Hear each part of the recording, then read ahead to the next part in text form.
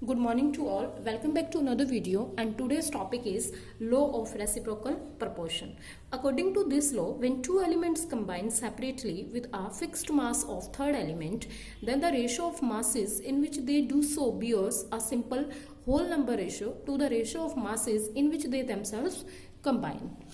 कि जब to elements combine करते हैं एक fixed mass of a third element के साथ, then the masses in which they do so bears a simple whole number ratio to the ratio of masses in which they themselves combine. तो जो simple ratio वो दोनों elements beer करते हैं जब वो फिक्स्ड एलिमेंट के साथ कंबाइन कर रहे हैं उस टाइम, एंड जब वो दोनों आपस में कंबाइन कर रहे हैं तो उस टाइम जो उनका एक फिक्स्ड रेशियो होता है वो दोनों रेशियो क्या होंगे, एक सिंपलेस्ट होल नंबर रेशियो होगा. Let's see with the help of an example. We have two elements, carbon and sulphur. Carbon and sulphur. तो देखो, when two elements combine separately with a fixed mass of third element. Third element हमने ले लिया यहाँ oxygen. कि जब carbon and sulphur separately combine करेंगे तो यहाँ कार्बन ऑक्सीजन से कंबाइन करेगा, देन क्या फॉर्म होगा, CO2. Similarly when sulphur combine with oxygen then SO2 is formed. And we all know the mass of carbon is 12, mass of sulphur is 32 and mass of oxygen is 16. तो यहाँ carbon और oxygen में अगर हम CO2 में carbon और oxygen का ratio देखेंगे तो कितना रेशो आ रहा है, 12:32. सिमिलरली SO2 में क्या आएगा, 32:32, बिकॉज सल्फर का मास 32 और ऑक्सीजन का मास 16, बट 2 लगे हुए हैं तो कितना मास है, 32. तो यहाँ क्या हुआ कि when to elements combine separately with a third element, और वो थर्ड एलिमेंट का मास क्या होगा, फिक्स होगा, क्योंकि ऑक्सीजन का मास यहाँ भी कितना है, 32 ग्राम, और ऑक्सीजन का मास यहाँ भी कितना है, 32. क्लियर. तो ऑक्सीजन का मास क्या है, फिक्स्ड है. नेक्स्ट डेफिनेशन क्या कहता है कि when carbon and sulphur combine, carbon and sulphur combine separately with fixed mass of oxygen in the ratio of masses.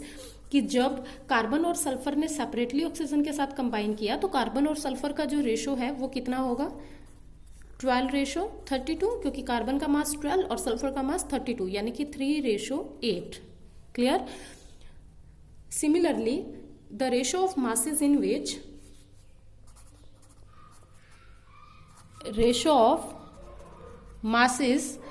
Which carbon and sulphur themselves combines.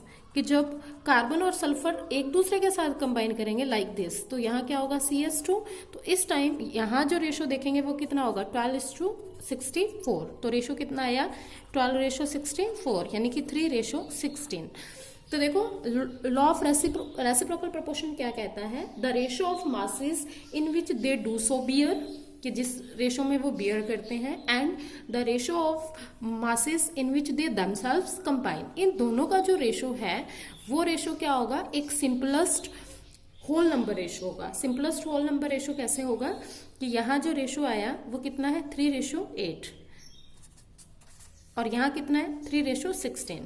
तो क्या आएगा, 3/8 इंटू 16/3, 3 से 3 कट, और यहाँ क्या आया, 2/1. तो एक सिंपलेस्ट होल नंबर रेशो कितना हुआ, 2:1.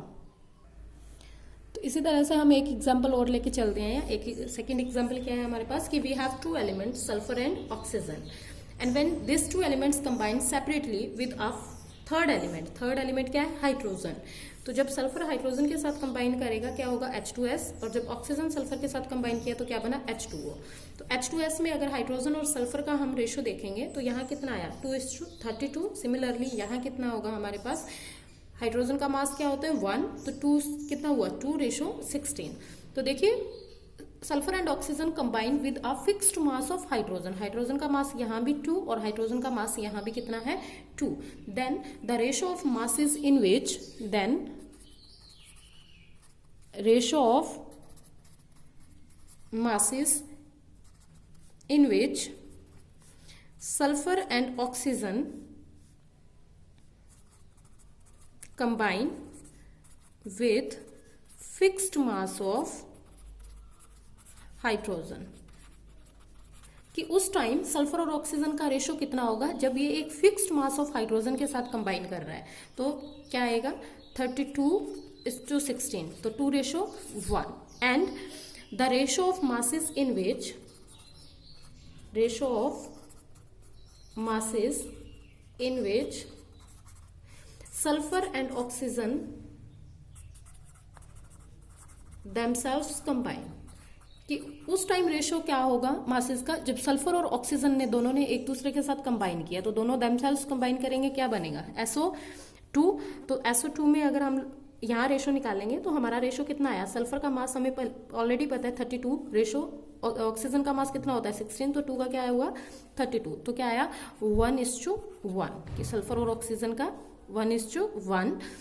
तो ये दोनों अब क्या करेंगे, the ratio of masses to do so bear, कि जो मास एक जब थर्ड एलिमेंट के साथ फिक्स्ड एलिमेंट के साथ रिएक्ट किया उस टाइम जो इनका रेशो था वो, और जब दोनों एलिमेंट्स ने फर्स्ट और सेकंड दोनों एलिमेंट्स ने आपस में कंबाइन किया वो रेशो, ये दोनों रेशो जो होंगे ये क्या होगा, एक सिंपलेस्ट होल नंबर रेशो होगा। तो सिंपलेस्ट होल नंबर रेशो कैसे होगा, 2/1 डिवाइडेड बाय 1/1, तो 2/1 इंटू 1/1, तो सिंपल रेशो क्या आया 2:1। तो this is the law of reciprocal proportion, कि लॉ ऑफ रेसिप्रोकल प्रोपोर्शन ने क्या कहा कि जब भी two elements separately third element के साथ कंबाइन करेगा जिसका मास ऑलरेडी क्या है फिक्स्ड है, तो उनमें जिस रेशो से वो फिक्स्ड मास के साथ कंबाइन कर रहा है वो रेशो, और जिस रेशो से वो आपस में दोनों एलिमेंट्स कंबाइन कर रहे हैं वो दोनों रेशो क्या बियर करेंगे, एक simplest whole number ratio bear करेंगे। तो this is the law of reciprocal proportion. And the next is law is Gay Lussac law. अब तक हमने जितने भी लॉ ऑफ केमिकल कॉम्बिनेशंस पढ़े वो सब मास नंबर पे बेस्ड थे, and this law is based on the upon the volume. देखिए ये लॉ क्या कहता है कि when gases react they do so in volume which bears a simple whole number ratio to one another and to the volume of product formed if gases. क्या कह रहा है कि जब गैसेस कंबाइन करती है तो वो एक वॉल्यूम में कंबाइन करती है, और वॉल्यूम क्या होगा, एक होल नंबर रेशो रहता है, और प्रोडक्ट में भी एक होल नंबर रेशो रहता है अगर वो गैसेस है। फॉर एग्जाम्पल कि when H2 gas combine with Cl2 gas, तो क्या फॉर्म होगा 2HCl। HCl अगर यहाँ पे गैस फॉर्म में फॉर्म हो रहा है तो देखो यहाँ क्या है 1, और जब हमने इसको बैलेंस किया यहाँ क्या आ गया 1। इट मीन्स 1 वॉल्यूम किसका लिया H2 का, और 1 वॉल्यूम किसका हुआ क्लोरीन का, तो यहाँ कितना है 2। इट मीन्स 2 वॉल्यूम किसका फॉर्म हो रहा है HCl का। तो जो आगे कोफिशिएंट्स लगे होते हैं that indicates the volume. It means अगर हमने 100 ml लिया H2 तो 100 ml कितने में है 1 वॉल्यूम में H2 में, तो सिमिलरली 1 वॉल्यूम Cl2 में भी कितना होगा 100 ml, और जब दोनों ने कंबाइन किया 2 वॉल्यूम में तो टोटल कितना बन गया यहाँ पे HCl 20 ml। तो this is the law of this is the Gay Lussac law.